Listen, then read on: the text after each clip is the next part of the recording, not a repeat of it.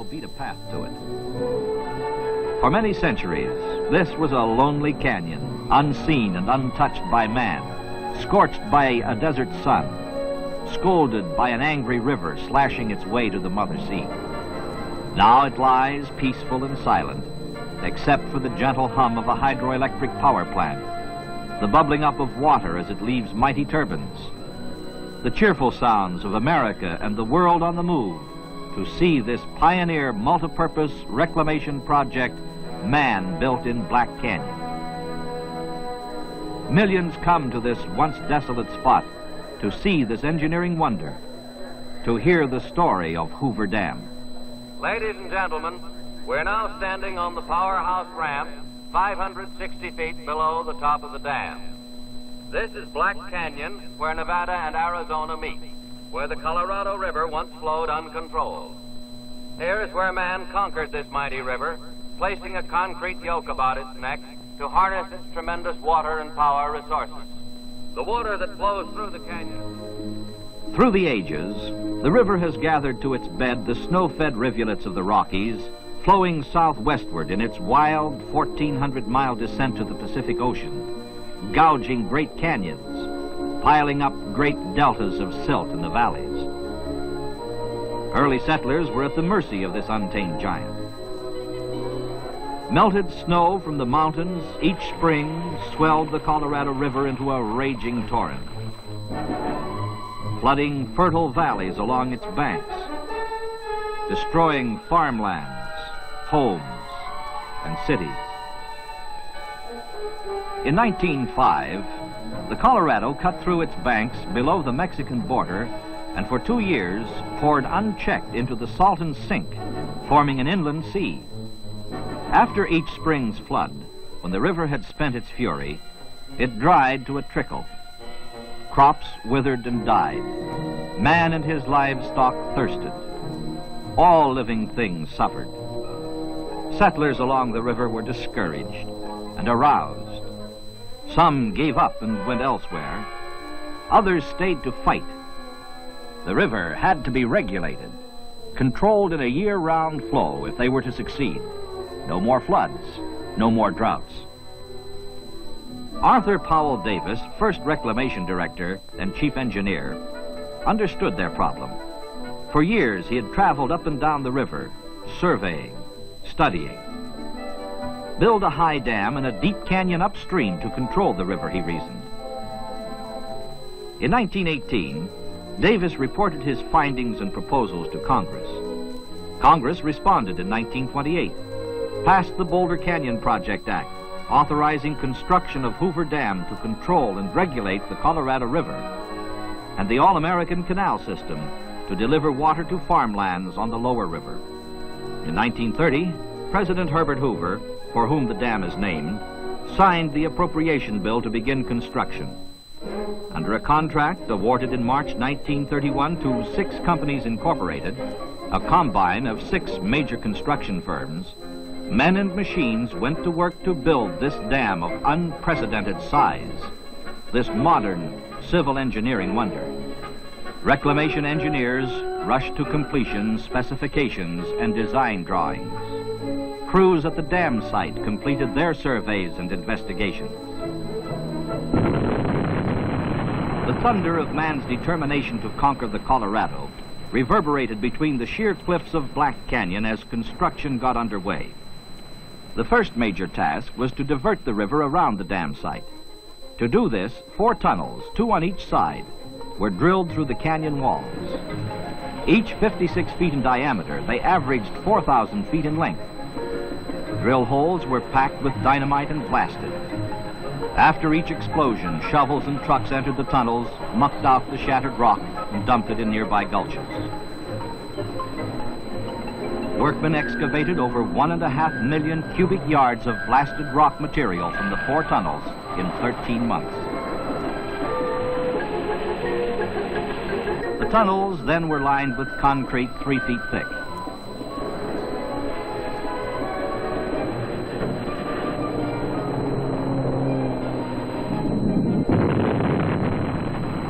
Explosions rocked the canyon almost daily for 2 years. It before actual placing of concrete in the dam began.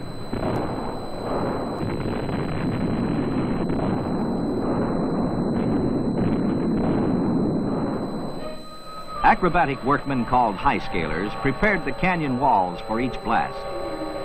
Suspended on ropes, they drilled holes in the rock and loaded them with dynamite.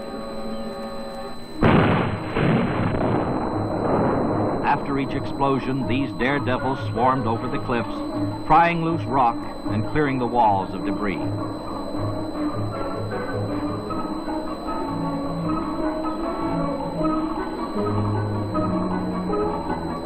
In November 1932, the Colorado River was diverted. Under control for the first time in its history, the river flowed around and past the site. Men and trucks dumped an earth and rock embankment across the canyon below the tunnel openings, forcing the river from its age-old bed through the huge diversion tubes. A second earth and rock dam was thrown across the river above the tunnel outlets downstream, keeping water from backing into the foundation area. Isolated and protected from the river by the two coffer dams, the site was pumped dry. Men and machines dug 135 feet below the old river level to reach bedrock for the dam's foundation, excavating over 2 million cubic yards of rock, earth, and sand. As cleanup of the dam site exposed the ancient bed of the Colorado River, geologists read the history of what happened ages ago. Workmen cleaned and prepared bedrock surfaces to receive the first concrete, assuring utmost stability for Hoover Dam's foundation. 12 miles upstream, drag lines excavated sand and gravel for the dam's concrete from an old streambed deposit on the Arizona side. A train hauled this raw material to an aggregate plant across the river, a few miles above the dam site. Here, the sand and gravel passed through various processes of screening, grading, and washing until it emerged as unexcelled aggregate. Then it was stockpiled according to sizes to await its trip to the dam site. This processed aggregate moved as called for in a steady flow over the railroad to two mixing plants, one in the canyon bottom and the other on the Nevada rim. There, sand and gravel were blended with cement into a uniform mix, meeting rigid specifications for the 4.5 million cubic yards of concrete to be placed in the dam structures.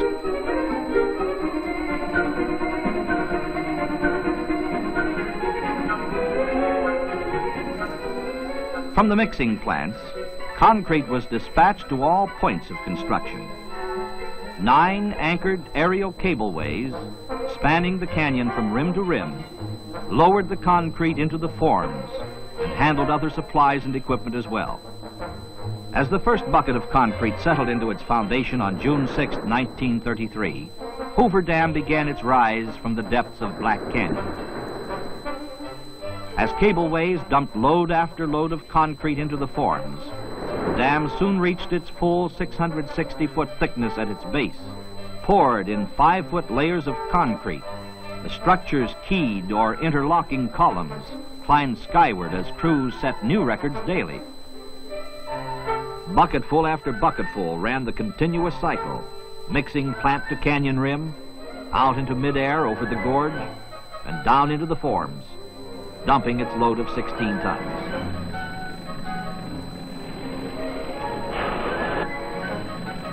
Crews vibrated and compacted the fresh pours, while buckets returned again and again to the mixing plants to be filled with more concrete or other waiting forms. Crews worked under all conditions, all seasons of the year without cessation, rain or shine, day and night. By June 1934, 1 year after the first pour, 2/3 of the dam's concrete had been placed in the forms. Hoover Dam had risen to an impressive height, already taking its place as one of the world's wonders. As Hoover Dam climbed between its abutments, related structures also took form. At the toe of the dam, the U-shaped power plant to house generating equipment, control, and maintenance facilities was built in twin wings, one along each side of the canyon walls. Intake towers, 2 on each side, for the power plant's penstock system, climbed as a maze of reinforcing steel and concrete. Perched on shelves hewn in the canyon walls, these graceful columns rose 403 feet, well above the dam's crest and the canyon rims. 2 giant spillways were set against the canyon walls on each side of the reservoir just above the dam. These high-level controls, each capable of bypassing 200,000 cubic feet of water per second, assure that no water will ever overtop the dam. Water flowing into the basins plunges downward through the spillway tunnels to enter the river below the dam. 100-foot-long drum gates on the spillway's crests rise during flood stage to give the reservoir an additional 16 feet of storage. Hoover Dam's penstock system called for pipes of unprecedented size, ranging from 8 1/2 to 30 feet in diameter and 5/8 to 2 3/4 inches in thickness. As it was not possible to ship units of this size across country, steel plate was brought from eastern rolling mills. A steel fabrication plant, erected especially for this job near the dam site, rolled and assembled the nearly 3 miles of pipe installed in the canyon wall tunnels. As in all unprecedented phases of Hoover Dam's construction, fabrication of the pipe sections required special machinery and equipment. Edges of the dimension plates were shaped on a planing machine to assure precision and accuracy of later steps in their manufacture. Then they were bent on a giant press and rolled into circular form. One such plate equaled 1/3 the complete circumference of a finished pipe. 3 of the largest curved plates welded together formed a ring 30 feet in diameter and 11 feet long. 2 of these rings joined made up a section weighing 150 to 184 tons. A vertical lathe machined the edges so the sections would fit precisely when joined into continuous penstocks inside the canyon walls. A train passing through one of the 30-foot sections reveals their comparative size. When the intake towers and their connected tunnels were ready to receive the penstocks, a specially designed trailer hauled the sections one at a time down the highway from the plant to the dam site. At the canyon rim, a 150-ton cableway relieved the trailer of its tremendous burdens, swung the pipe sections out over the gorge, and lowered them under absolute control.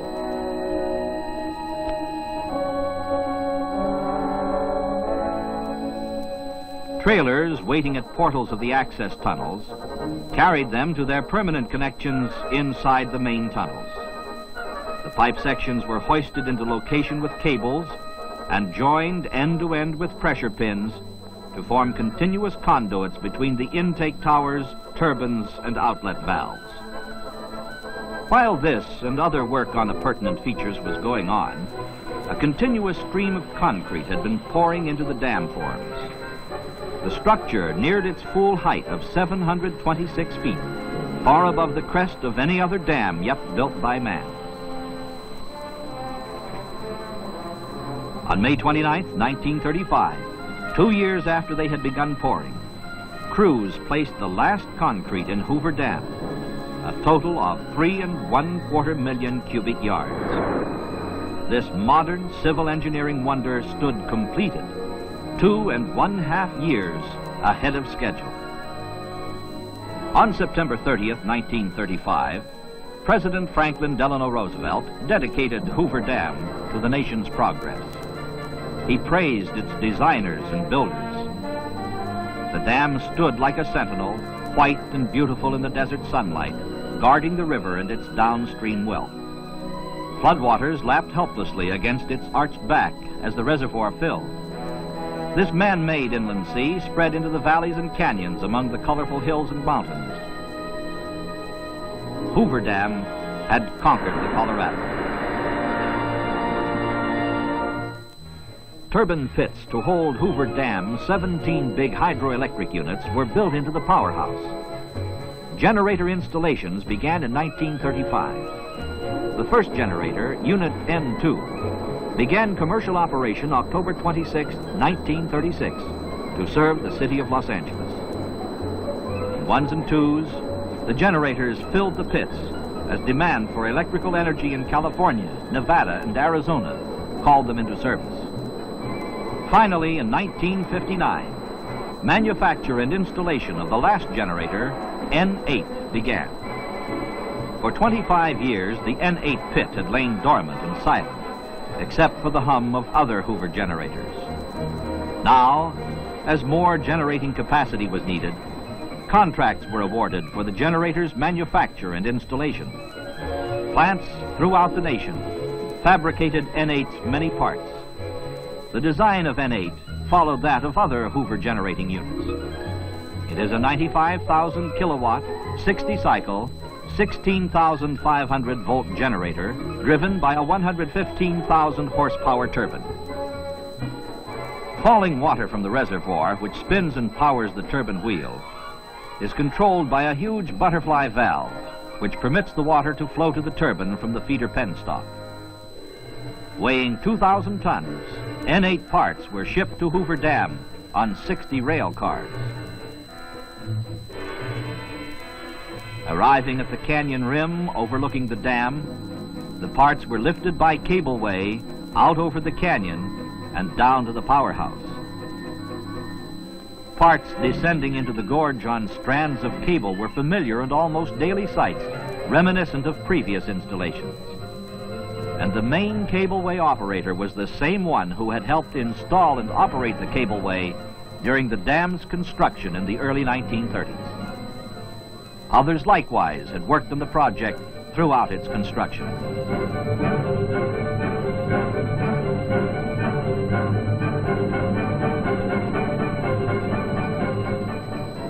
Inside the Nevada wing of the powerhouse, technicians assembled and installed the mass of electrical cargo. Crews prepared the N8 pit to receive the new generating unit. They removed temporary slabs over the turbine and relief valve outlets to the tail race or river. Liners assembled in these openings were set in concrete. The turbine's scroll case sections were lowered into the pit. The sections were leveled, bolted together, and aligned. The completed scroll case was then anchored in concrete. Later, the turbine's water wheel, attached to the bottom end of the shaft, was installed inside the case. The butterfly valve was assembled on the generator floor and later connected between the feeder penstock and the turbine's scroll case. Meanwhile, the generator's two main parts, the rotor and stator, took form. Steel lamination plates were stacked around the rotor and stator frames. Coils were locked into place and electrical connections were made. The powerhouse's overhead cranes lifted the completed 254-ton stator from its erection bay and carried it gently to its foundation over the turbine pit, where it was lowered and bolted into place. The 466-ton rotor was moved from its erection bay and lowered inside the stator. The rotor was then joined to the turbine water wheel by a 38-inch diameter shaft, 63 feet long. Guide and thrust bearings and other parts were added to complete the assembly. After test runs, N8 went on the line December 1st, 1961, to serve the state of Nevada and to complete the Hoover power plant, raising its capacity to 1 1/3 million kilowatts, keeping it as one of the world's largest hydroelectric installations. As the last sounds of construction faded into history, Hoover Dam had cost $175 million. Less a deferred payment of $25 million allocated to flood control, Hoover Dam's cost is being returned to the federal treasury at 3% interest from the sale of hydroelectric power. Hoover Dam has fulfilled the hopes and expectations of those who envisioned this great reclamation project. Colorado River waters that once destroyed man and his property now serve him. The Colorado pours its waters into Lake Mead, named for Dr. Elwood Mead, Reclamation Commissioner during construction. Lying calmly behind the dam, these waters await need by downstream users. Water is released through the Hoover power plant turbines in a year-round flow to irrigate over 1.25 million acres of desert land, serve municipal and industrial needs of the Pacific Southwest, generate hydroelectric energy, and provide various other multi-purpose benefits. The clear waters of Lake Mead have opened up a vast new recreational fish and wildlife vacation land for America. Millions beat paths to this one-time wilderness along the Colorado River to picnic, go boating, swim, fish, and enjoy these important outdoor reclamation products.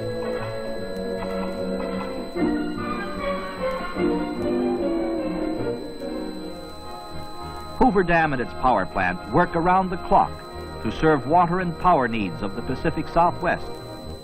Water from Lake Mead, passing into the intake towers, falls over 500 feet through the penstocks to spin the giant turbine wheels and then discharge to the river. This action is repeated at downstream reclamation dams. Transformers step up Hoover Dam voltage as it comes from the generators. Lines carry this power up over the powerhouse roof to the switchyard. From there, it is transmitted over lines across the desert. The river flows southward, and along the way, man diverts from the controlled stream to sustain his prosperous way of life.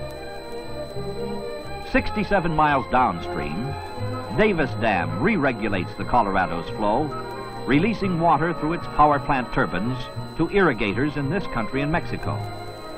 Davis Dam generators interconnect with those at Hoover Dam upstream and those at Parker Dam downstream. This energy goes out over transmission lines of the Parker-Davis project to farms, homes, and factories.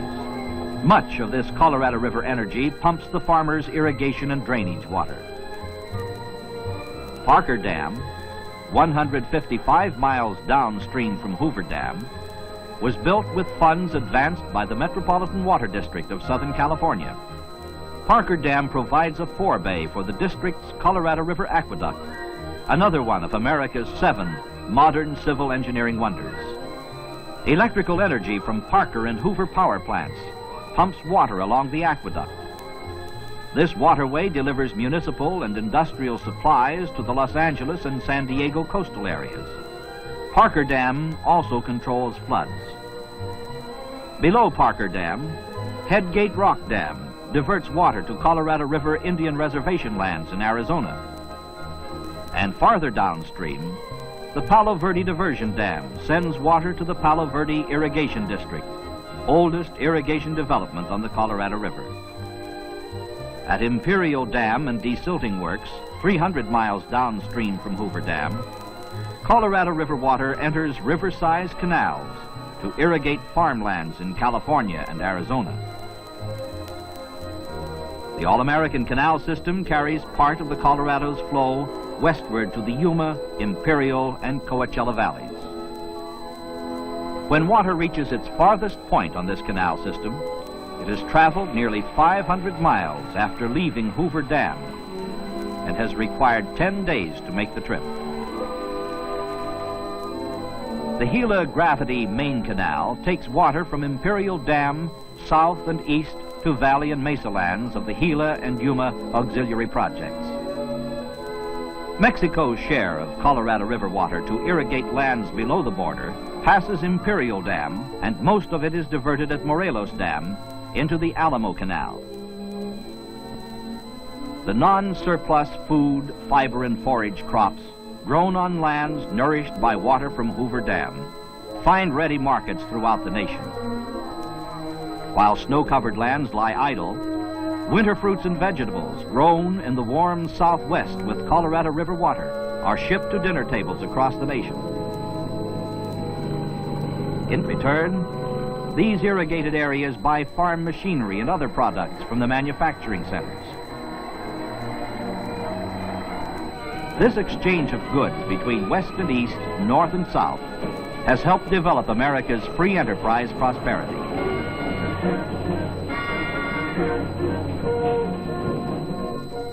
Hoover Dam has pointed the way to the fullest utilization of the Colorado River's resources.